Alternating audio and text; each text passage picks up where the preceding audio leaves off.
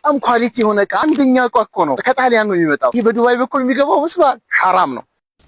ሰላም አለይኩም ወራህመቱላሂ ወበረካቱ። ነብዩ አለይሂ ሰላቱ ወሰላም መን ገሸና ፈለይሰ ሚና ያታለለ ከኛ አይደለም ብለዋል ማለት ነው። ብዙ ጊዜ ልምዳችን ሆኖ እቃዎችን ለማሻሻጥ ብለን የምንጨምራቸው ንግግሮቻችን ነገ አላህ ዘንድ ያስከፍሉናል። ባረከላሁ ፊኩም። እቃው የተመረተበትን ሀገር ቀጥታ ከተጠየቅን መናገር፣ ቻይና ከሆነ ቻይና፣ ታይዋን ከሆነ ታይዋን ቀጥታ መናገር አለብን እንጂ ሁለተኛ ከሆነ ሁለተኛው ነው ብለን መናገር አለብን። ሁለተኛውን አንደኛ እያለን ኦሪጂናል ያልሆነውን ኦሪጂናል ብለን የምንሸጥ ከሆነ በዚህ አይነት መልኩ የገባ ገንዘብ ባረከላሁ ፊኩም ሐራም ነው።